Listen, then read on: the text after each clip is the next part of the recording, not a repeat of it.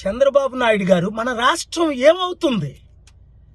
ఈ వయసులో కూడా మీరు టీడీపీ కార్యకర్తలకు బుద్ధి చెప్పలేరా? 13 లక్షల కోట్ల అప్పు, 1 కోటి మంది నిరుద్యోగులు.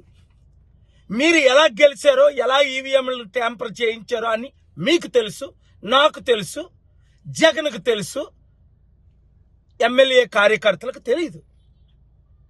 ఇప్పుడు అభివృద్ధి చేద్దామా వద్దా? అప్పులు తీర్చుతామా వద్దా? కంపెనీలు మీరు స్పెషల్ స్టేటస్ తీసుకొద్దామా వద్దా? నేను దేని కొరకు ఫైట్ చేస్తున్నాను, మీరు దేని కొరకు ఫైట్ చేస్తున్నారు? బుద్ధి లేని గాడిదలకు చెప్పండి. జగను దాడులు చేయించినప్పుడు లేదా వాళ్ళ కార్యకర్త ఎన్నిసార్లు ఖండించాను, పోలీసులు ఖండించాను. మీరేమన్నారు? ఆయన అనాది, నేను కక్ష తీర్చుకొని అన్నారు. ఇప్పుడు మీ కార్యకర్తలు ఎందుకు కత్తులతో పొడుస్తున్నారు?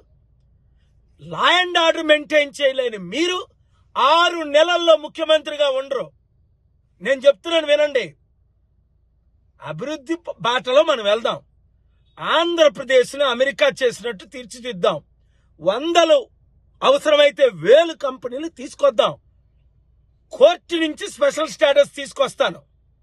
ఆల్రెడీ మోదీ గారి మీద ఒత్తిడి పెడుతున్నాం. ఎందుకు మనం చేయలేము అభివృద్ధి? ఇలాగ కొట్టుకు చంపుకుంటే ఎవడైనా వస్తాడా? ఇప్పుడు సుడాన్ కానీ, వెనజువేలా కానీ, జింబాబ్వే కానీ ఎవరైనా కంపెనీస్ వస్తున్నాయా? చైనాలో ఎందుకు 1000 కంపెనీలు ఉన్నాయి? మన దేశం కంటే 8 రెట్ల అభివృద్ధి ఎందుకు చైనా జరిగింది? 100 దేశాలకు అప్పు ఎందుకు ఇస్తుంది? మీరు ఒక సీనియర్ లీడర్, ఏం బతుకొచ్చింది మీకు? మీ కొడుకు నడుపుతున్నాడా? ఆ బ్లడీ గవర్నర్కు బుద్ధి లేదా? ఎక్కడ పడుకున్నాడా? Useless governor. ఇమ్మీడియట్ గా ప్రెసిడెంట్స్ రూల్ అయినా తీసుకురావాలి. చంద్రబాబు నాయుడు గారు 48 గంటల్లో ఇంకొక ఘటన జరిగిందా, నేను కోర్టుకెళ్ళి యూఆర్ ఆల్ అన్ఫిట్ అని ఫైట్ చేస్తాను. Be careful. ఆ తర్వాత దేవుడి కోర్టుకి వెళ్తాను. అప్పుడేమవుతుందో తెలుసు. మీరు దేవుడిని నమ్మరు, నేను దేవుడిని నమ్ముతాను. నాకు విరుద్ధంగా నిలబడిన వాళ్ళందరూ ఫినిష్ అయిపోయారు. కనుక మంచి చేద్దాం రండి.